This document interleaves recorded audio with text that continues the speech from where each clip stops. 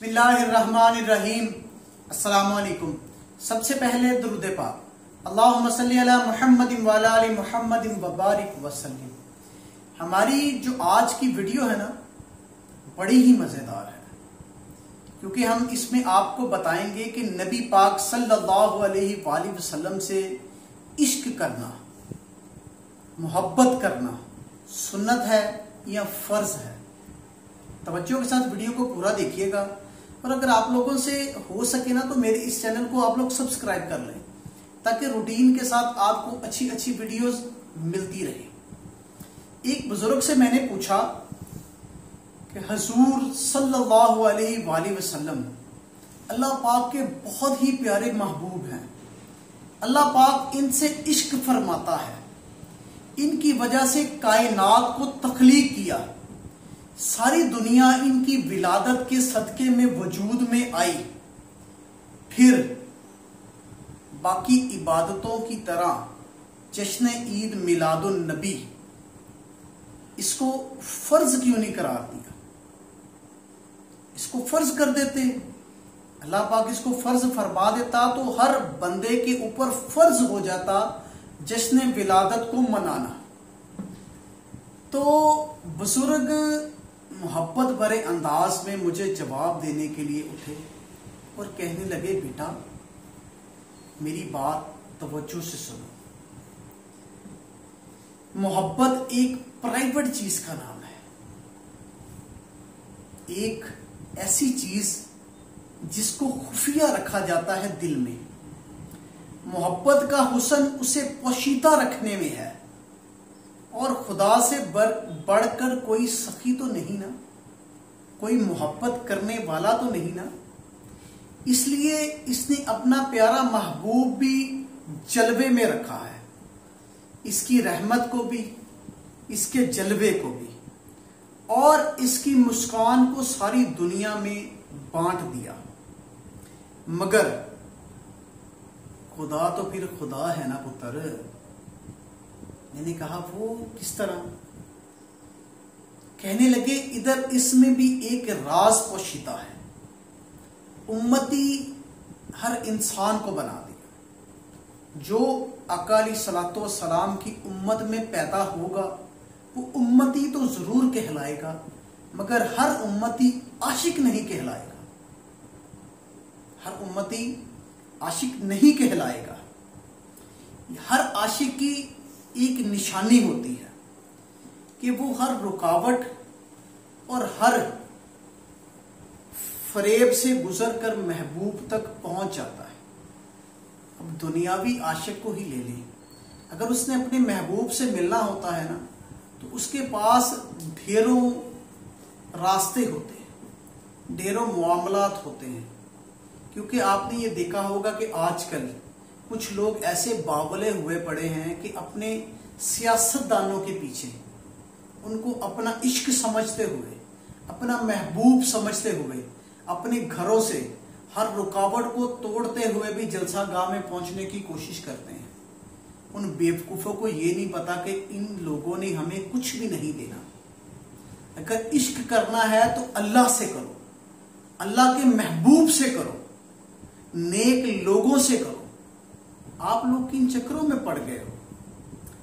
वो बुजुर्ग कहने लगे कि अल्लाह पाक ने हज करने को फर्ज करार दे दिया,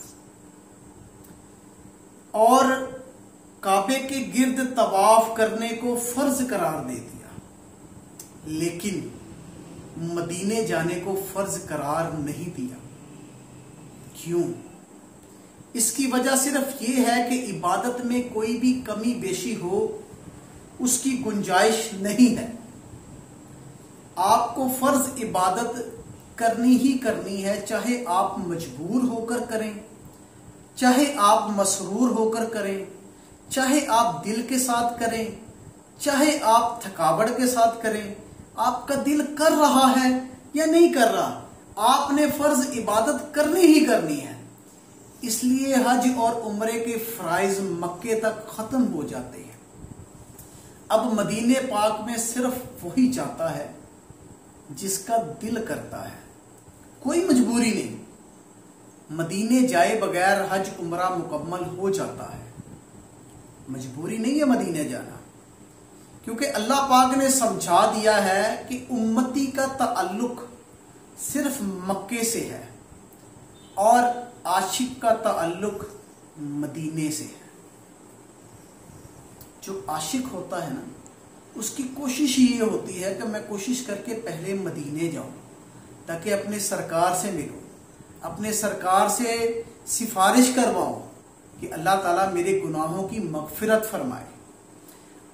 अब अगर मदीने की हाजिरी भी हज का रुकन करार दे दी जाती तो बामरे मजबूरी अब खुदा ने अपनी मोहब्बत और महबूब के प्रोटोकॉल का ख्याल भी तो करना था ना। तो मैं जो उन बुजुर्ग की बात सुन रहा था ना, सुनकर अपने दिल में खुशी से लोट पोट हो रहा था। मेरे दिल में खुशी से लड्डू फूट रहे थे। बाबा जी फिर फरमाने लगे कि पुत्र, बिल्कुल इसी तरह खुदा ने हर इबादत को फर्ज करार दे दिया है जिसका ताल्लुक खुदा से है। अब अगर नमाज पढ़नी है तो फिर पढ़नी ही है, फिर चाहे मोहब्बत से पढ़ें या मजबूरी से। इस तरह रोजा है वो रखना ही है, चाहे मजबूरी से रखें चाहे मोहब्बत से रखें। ज़कात है वो देनी है, चाहे मजबूरी से दें चाहे जरूरत से दें चाहे मोहब्बत से दें। आपको हर हाल में ये इबादतें अदा करनी ही है, क्योंकि ये फर्ज है। आपका दिल चाहता है या नहीं चाहता, आपको ये करनी ही पड़ेगी। अब दुरूद व सलाम, नबी पाक पर सल्लल्लाहु अलैहि वसल्लम पर दुरूद पाक को अफजल तरीन इबादत का दर्जा दे दिया गया, और वो वाहिद अमल है जो खुदा भी करता है। अपने नबी सल्लल्लाहु अलैहि वसल्लम का चर्चा करता है अपने फरिश्तों के सामने, और अपने प्यारे महबूब सल्लल्लाहु अलैहि वसल्लम पर दरूद भेजता है। क्यों? ये मोहब्बत है, क्योंकि इसको फर्ज इसलिए नहीं किया गया कि कोई इसको मजबूरी से ना पढ़े।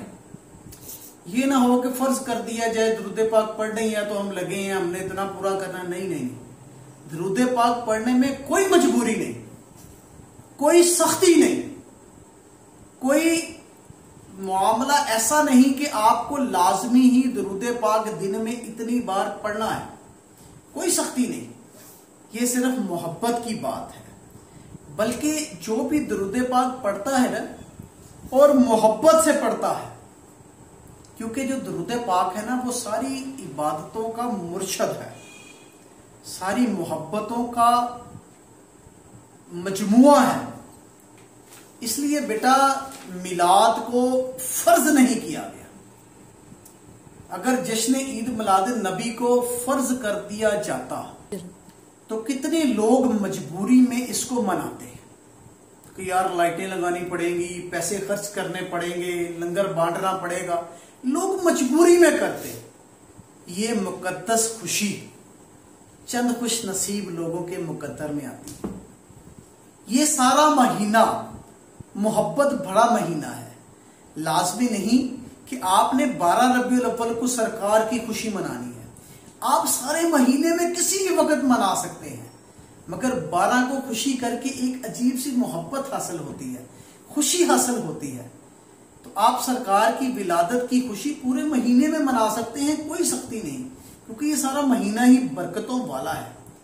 अब अल्लाह पाक की बारगाह में सारा कुछ गवारा था, हर चीज गवारा थी, लेकिन इसके महबूब के नाम पर दिल की तंगी और माथे की तेवरी किसी भी सूरत में गवारा नहीं थी, क्योंकि सिर्फ और सिर्फ एक इब्लीस है जो इस दिन आने पर दुख का इजहार करता है।